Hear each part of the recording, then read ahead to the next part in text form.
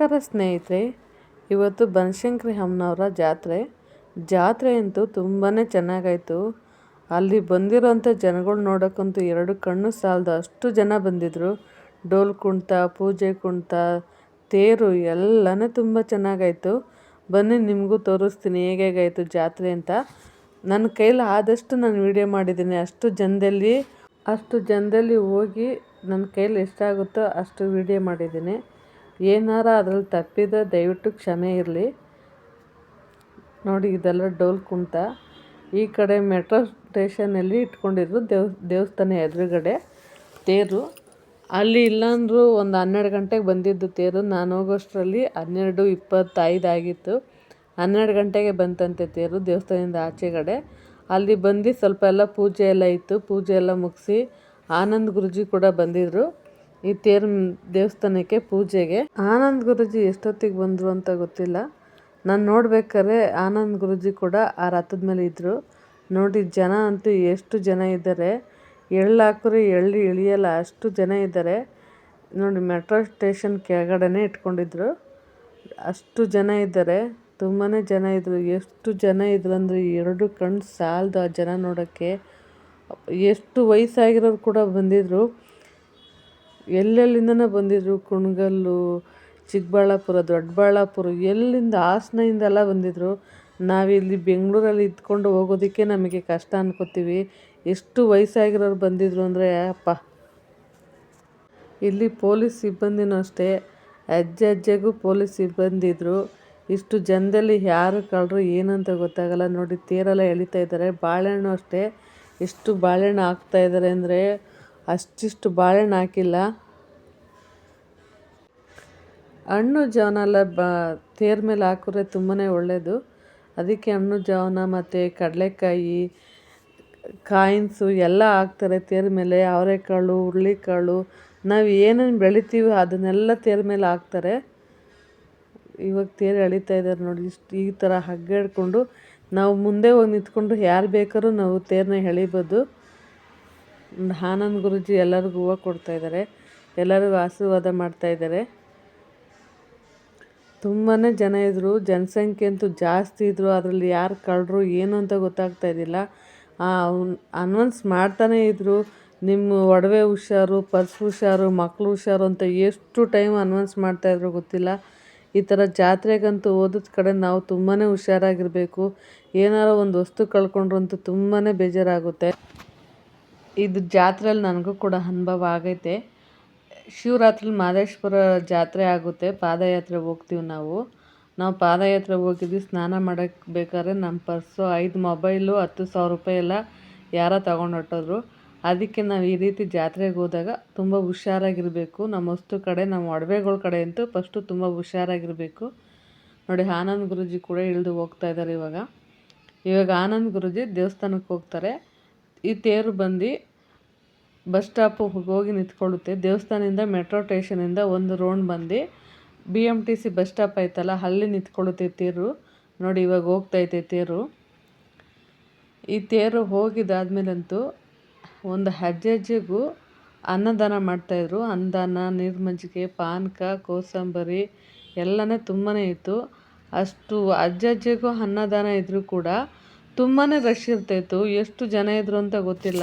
ತೇರು ಮೆಟ್ರೋ ಸ್ಟೇಷನಿಂದ ಬಂದು BMTC bus stop ಆಯ್ತಲ್ಲ, ಅಲ್ಲಿ ನಿಂತ್ಕೊಳ್ಳುತ್ತೆ. ಸ್ವಲ್ಪ ಫೋಟೋ ತೆಗ್ದಿದ್ದೀನಿ. ಬಾಳೆಹಣ್ಣೆಲ್ಲ ನೋಡಿ ಯಾವ ಥರ ಎಷ್ಟು ಬಾಳೆಹಣ್ಣು ತುಳಿತಾರೋ ಏನೋ ಗೊತ್ತಿಲ್ಲ. ಹಣ್ಣು ಜನ ಹಾಕ್ತಾರೆ, ಎಷ್ಟು ತುಳಿತಾರೋ, ಎಷ್ಟು ಕುಂಕುಮ ತುಳಿತಾರೋ, ಕಾಯಿ ಎಲ್ಲ ಇವಾಗ ನನ್ನ ದೇವಸ್ಥಾನ ಹೊರಗಡೆ ದೇವಸ್ಥಾನಕ್ಕೆ ಅಲಂಕಾರ ಅಂತೂ ತುಂಬಾ ಚೆನ್ನಾಗಿತ್ತು. ನೋಡಿ, ಅಲಂಕಾರ ಅಂತೂ ಹೂವಿಂದು ತುಂಬಾ ಚೆನ್ನಾಗಿತ್ತು ಅಲಂಕಾರ.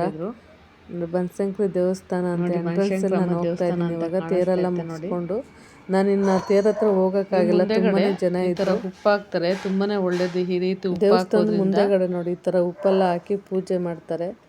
ಇದು ಧರ್ಮದ ಕ್ಯೂ ಅಂತೂ ತುಂಬಾನೇ ಜಾಸ್ತಿ ಇತ್ತು. ದರ್ಶನ ಮಾಡೋಕ್ಕಾಗಿಲ್ಲ. ಒಂದು 4-5 ಅವರ್ ಆಗ್ತಾಯಿತ್ತು ದರ್ಶನ ಮಾಡೋದಕ್ಕೆ. ಹೂವು ಅಲಂಕಾರ ನೋಡಿ ತುಂಬಾ ಚೆನ್ನಾಗಿ ಮಾಡಿದ್ದಾರೆ. ಇದು ದೇವಸ್ಥಾನದ ಮುಂದೆಗಡೆ ಅಲಂಕಾರದ್ದು. ಲೈಟಿಂಗು ಅಷ್ಟೇ ತುಂಬ ಚೆನ್ನಾಗಿ ಹಾಕಿದ್ದಾರೆ. ಹಿಡಿದು ದೇವಸ್ಥಾನ ಮುಂದೆಗಡೆ ಕಂಬ ಐತಲ್ಲ, ಗರಡುಗಂಬ, ಅದಕ್ಕೆ ಸುತ್ತಲೂ ತುಂಬ ಚೆನ್ನಾಗಿ ಹೂವು ಹಾಕಿದ್ರು. ನನ್ನ ಸುತ್ತ ರೌಂಡ್ ಬರೋದಕ್ಕಾಗಿಲ್ಲ, ಅಲ್ಲೆಲ್ಲ ಗೇಟೆಲ್ಲ ಹಾಕ್ಬಿಟ್ಟಿದ್ರು ಕಂಬಿ ಥರ. ಸ್ವಲ್ಪ ಮುಂದೆಗಡೆನೇ ನಾನು ಇದನ್ನು ವೀಡಿಯೋ ಮಾಡ್ಕೊಂಡಿದ್ದೀನಿ. ತುಂಬಾ ಚೆನ್ನಾಗಿತ್ತು. ಹೂವು ಅಂತೂ ತುಂಬ ಫ್ರೆಶ್ ಆಗಿ ತುಂಬ ಚೆನ್ನಾಗಿತ್ತು. ತುಂಬಾ ಕ್ಯೂ ಅಂತೂ ತುಂಬ ಜಾಸ್ತಿ ಇತ್ತು. ಎಷ್ಟು ಕ್ಯೂ ಐತೆ ನೋಡಿ. ಇದು ಮುಂದೆಗಡೆ ಈ ಥರದ್ದು ಎಷ್ಟು ಜನ ನಿಂತಿದ್ರು ಗೊತ್ತಿಲ್ಲ, ತುಂಬಾ ಜನ ಇದ್ದರು. ನಾನು ಫಸ್ಟೇ ಹೇಳ್ದಂಗೆ ಒಂದು 4-5 ಅವರ್ ಆಗ್ತಾಯಿತ್ತು ದರ್ಶನಕ್ಕೋರೆ. 50 ರೂಪಾಯಿ ಟಿಕೆಟ್ ಕೂಡ ಇತ್ತು. ಅದು ಅಷ್ಟೇ ತುಂಬ ರಶ್ ಇತ್ತು ನೋಡಿ. ಗರ್ಭಗುಡಿ ಒಳಗಡೆ ಒಂದು ಸ್ವಲ್ಪ ನನಗೆ ದೇವ್ರದ್ದು ವಿಡಿಯೋ ಮಾಡ್ಕೊಳ್ಳೋದಕ್ಕಾಯಿತು, ಸ್ವಲ್ಪನೇ ಅಷ್ಟೇ. ಅಲ್ಲಿರೋಂಥ ಪೊಲೀಸರು, ಲೇಡೀಸ್ ಪೊಲೀಸು ಎಲ್ಲ ಅಂತೂ ತುಂಬಾ ಇದು ಮಾಡ್ತಾಯಿದ್ರು, ಬೈದೇ ಬಿಡ್ತಾಯಿದ್ರು. ಇದು ದೇವಸ್ಥಾನದ ಒಳಗಡೆ ತುಂಬಾ ಚೆನ್ನಾಗಿ ಅಲಂಕಾರ ಮಾಡಿದ್ದಾರೆ. ಆಚೆ ಕಡೆ ಸ್ವಲ್ಪ ಮಾಡಿಕೊಂಡೆ, ಒಳಗಡೆ ಹಣ್ಣಿನ ಅಲಂಕಾರ ಎಲ್ಲ ತುಂಬ ಚೆನ್ನಾಗಿತ್ತು. ನಾವು ಒಳಗಡೆ ವಿಡಿಯೋ ಮಾಡೋದಕ್ಕೆ ಬಿಟ್ಟಿಲ್ಲ, ಅದಕ್ಕೆ ಬಂದೆ ಹಾಗೆ. ಇದು ಶಾಕಂಬರಿ ದೇವಸ್ಥಾನ, ಬನಶಂಕರಿ ದೇವಸ್ಥಾನದ ಪಕ್ಕನೇ ಇರೋದು. ಇದೇ ಮೂಲ ದೇವರು. ಇಲ್ಲಿ ಆನಂದ್ ಗುರೂಜಿ ಕೂಡ ತಾಯಿಗೆ ಪೂಜೆ ಮಾಡ್ತಾ ಇದ್ದಾರೆ, ಬನಶಂಕರಿ ದೇವಿಗೆ. ಬನಶಂಕರಿ ಎಲ್ಲರಿಗೂ ಆಯುಷ್ಯ ಆರೋಗ್ಯ ಕೊಟ್ಟು ಕಾಪಾಡಲಿ ನೋಡಿ. ಬನಶಂಕರಿ ದೇವಿಗೆ ಶಾಕಂಬರಿ ದೇವಸ್ಥಾನದ ಹತ್ರ ಈ ರೀತಿ ನಿಂಬೆಹಣ್ಣು ದೀಪ ಅಣಿಸ್ತಾರೆ. ನಿಂಬೆಹಣ್ಣು ದೀಪ ಬಂದು ಸಮ ಸಂಖ್ಯೆಯಲ್ಲಿ ಅಣಿಸ್ಬಾರ್ದು, ಬೆಸ ಸಂಖ್ಯೆಯಲ್ಲಿ ಅಣಿಸ್ಬೇಕು. ನಾವು ನಿಂಬೆಹಣ್ಣು ದೀಪ ಅಣಿಸೋದೆ ದುರ್ಗಿಗೆ, ಅದಕ್ಕೆ ನಾವು ಬೆಸ ಸಂಖ್ಯೆಯಲ್ಲಿ ಅಣಿಸ್ಬೇಕು ನಿಂಬೆಹಣ್ಣು ದೀಪನ. ಅದು ರಾಹು ಕಾಲದಲ್ಲಿ ಅಣಿಸೋದಂತೂ ತುಂಬಾ ಒಳ್ಳೆಯದು. ನಾನು ಕೂಡ ಬನಶಂಕರಿ ದೇವಿಗೆ ರಾಹು ಕಾಲದಲ್ಲಿ ನಿಂಬೆಹಣ್ಣು ದೀಪ ಅಣಿಸ್ತಾ ಇದೆ. ನಾವು ನಿಂಬೆಹಣ್ಣು ದೀಪನ ಸಮ ಸಂಖ್ಯೆಲಂತೂ ಅಣಿಸ್ಬಾರ್ದು, ಬೆಸ ಸಂಖ್ಯೆಯಲ್ಲಿ ಅಣಿಸ್ಬೇಕು. ಇಲ್ಲಿ ಬೂದುಗುಂಬಳಕಾಯಿ ದೀಪ, ಮಣ್ಣಿನ ದೀಪ ಮತ್ತು ಬೆಲ್ಲದ ದೀಪ ಎಲ್ಲ ದೀಪನೂ ಹಚ್ಚಿದ್ದಾರೆ. ದೀಪನ ಉರಿತಾರದು ನೋಡೋದಕ್ಕೆ 2 ಕಣ್ಣು ಸಾಲ್ತಾ ಇರಲ್ಲ, ಅಷ್ಟು ಚೆನ್ನಾಗಿತ್ತು. ಒಂದು ವಿಶೇಷತೆ ಇದೆ, ಇಲ್ಲಿ ಗರಡ್ಗಂಬ ಐತೆ. ಇದನ್ನ ಇಟ್ಕೊಂಡ್ರೆ ನಮ್ಮ ಮನಸ್ಸಲ್ಲಿರೋದು ಏನಾರ ಆಗುತ್ತೆ ಅಂದರೆ, ಈ ಬೆರಳು ಹಿಂಗೆ ಕೂಡಿಸಿ ಇಟ್ಕೊಂಡಿರ್ತೀವಿ, ಆ ಬೆರಳು 2 ಆಗುತ್ತೆ ಅಂದರೆ ಆ ಬೆರಳು ಜಾರುತ್ತೆ, ಆಗಲ್ಲ ಅಂದರೆ ಹಾಗೆ ಟೈಟಾಗಿರುತ್ತೆ. ನೀವೊಂದ್ಸರಿ ಟ್ರೈ ಮಾಡಿ ಬನಶಂಕರಿ ದೇವಸ್ಥಾನಕ್ಕೆ ಹೋದರೆ ನೋಡಿ. ಇವಾಗ ಶಾಕಂಬರಿ ದೇವಸ್ಥಾನದ ಹತ್ರ ಬಂದಿದ್ದೀನಿ. ಅಲಂಕಾರನೂ ತುಂಬ ಚೆನ್ನಾಗೈತೆ ಶಾಕಂಬರಿ ದೇವಸ್ಥಾನದ ಹತ್ರನಷ್ಟೇ. ಆನಂದ್ ಗುರೂಜಿನೂ ಅಷ್ಟೇ ಪೂಜೆ ಮಾಡ್ತಾ ಇದ್ದಾರೆ ನೋಡಿ. ದೇವರು ಇವಾಗ ಸ್ವಲ್ಪ ತುಂಬ ಕ್ಲೀನಾಗಿ ಕಾಣಿಸ್ತೈತೆ.